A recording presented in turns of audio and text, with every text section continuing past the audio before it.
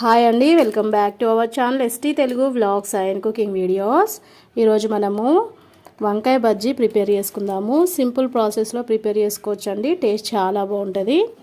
ఎప్పుడైనా ఈవినింగ్ టైంలో మనము స్నాక్గా ప్రిపేర్ చేయాలనుకుంటే మిరపకాయ బజ్జీలు పకోడీ ప్రిపేర్ చేసుకుంటాం కదా. ఈసారి మీరు వంకాయలతోటి ఈ విధంగా బజ్జీ ప్రిపేర్ చేసుకోండి. టేస్ట్ చాలా బాగుంటుంది. మరి వంకాయ బజ్జీలు ఎలా ప్రిపేర్ చేయాలో ప్రిపరేషన్లోకి వెళ్దాము.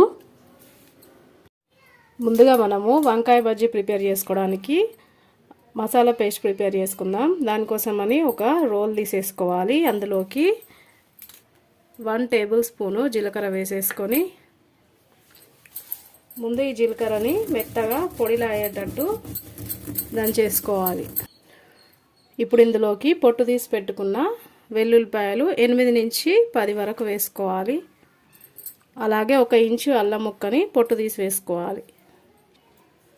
ఇప్పుడు 6 పచ్చిమిరపకాయలు తీసేసుకొని మధ్యలో కట్ చేసి వేసుకోవాలి.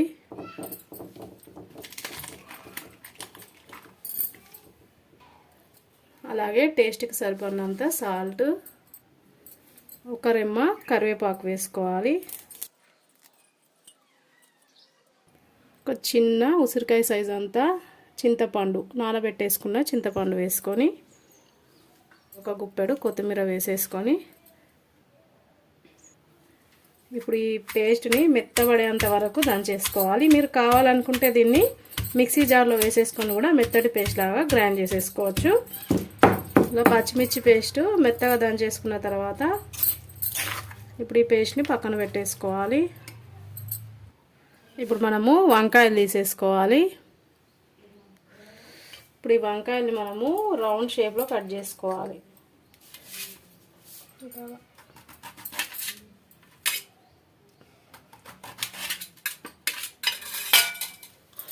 ఇలా రౌండ్ షేప్లో కట్ చేసేసుకోవాలి. ఇప్పుడు ఈ వంకాయల్ని సాల్ట్ వాటర్లో వేసి పక్కన పెట్టేసుకొని పిండి కలిపేసుకుందాం. ఇప్పుడు ఒక గిన్నె తీసేసుకొని 1 కప్పు శనగపిండి వేసుకోవాలి.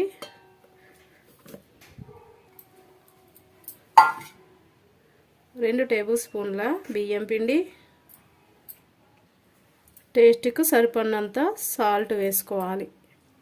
ఇప్పుడు ఈ పిండిలోకి కొంచెం కొంచెం వాటర్ వేసుకుంటూ ముందుగా పిండిని ఉండలు లేకుండా కలిపేసుకోవాలి. ముందుగా ఈ విధంగా పిండిని ఉండలు లేకుండా కలిపేసుకున్న తర్వాత ఇప్పుడు మళ్ళీ ఇందులోకి వాటర్ వేసేసుకొని బజ్జీ పిండిలాగా కలిపేసుకోవాలి. మరీ లూజ్గా పిండి కలిపేసుకుంటే మనకు బజ్జీ వేసుకునేటప్పుడు పిండి అనేది సరిగా కోట్ అవ్వదు. కాబట్టి ఇప్పుడు కొంచెం కొంచెం వాటర్ వేసేసుకుంటూ పిండిని కలిపేసుకోవాలి. అలాగే ఇలా కలుపుకున్న పిండిని మనం ఒక 10 నిమిషాల పాటు విస్క్ చేసుకోవాలి. ఇలా మంచిగా మిక్స్ చేసేసుకుంటేనే మనము బజ్జీ వేసుకునేటప్పుడు మంచిగా పొంగుతూ పర్ఫెక్ట్గా వచ్చేస్తాయి. ఈ విధంగా పిండి కలుపుకున్న తర్వాత ఇప్పుడు ఇందులోకి మనము 1/2 టేబుల్ స్పూను వాము, 1 టేబుల్ స్పూన్ జీలకర్ర వేసేసుకొని ఒకసారి కలిపేసుకోవాలి. ఇలా కలుపుకున్న తర్వాత ఇప్పుడు ఈ పిండిని కాసేపు పక్కన పెట్టేసుకోవాలి. ఇప్పుడు మనము ఒక ప్లేట్ తీసేసుకొని ఇందాక కట్ చేసి పెట్టుకున్న వంకాయ పీసెస్ తీసుకోవాలి. తీసుకున్న తర్వాత ఇప్పుడు వీటిపైన మనము ఇందాక దంచి పెట్టుకున్న పచ్చిమిర్చి పేస్ట్ అప్లై చేసేసుకొని ఇంకొక వంకాయ పీస్ ఇలా పెట్టేసుకోవాలి. ఇదే విధంగా మిగిలిన వంకాయ పీసెస్ని కూడా పచ్చిమిర్చి పేస్ట్ అప్లై చేసి ప్లేట్లోకి తీసేసుకోవాలి.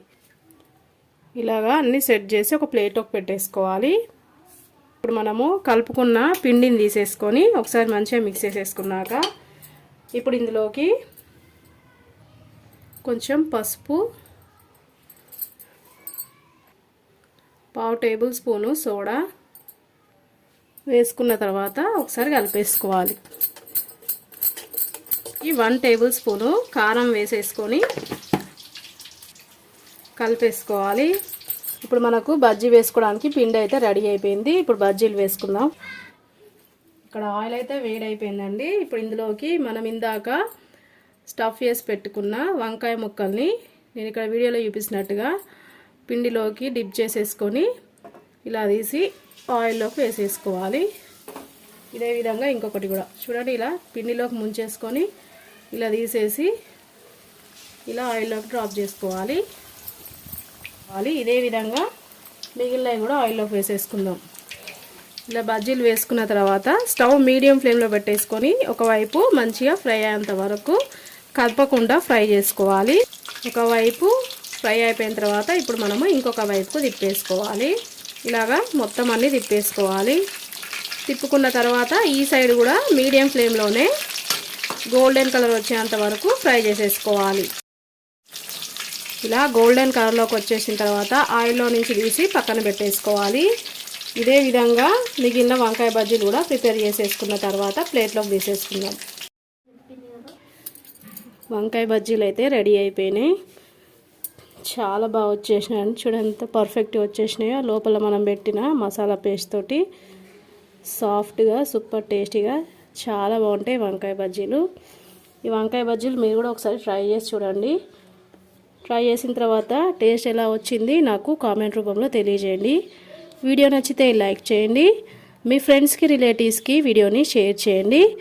అలాగే నా ఛానల్లో వచ్చే రెసిపీస్ నచ్చినట్టయితే సబ్స్క్రైబ్ చేసుకోండి. ఓకే బాయ్ ఫ్రెండ్స్, నెక్స్ట్ వీడియోతో మళ్ళీ కలుద్దాం.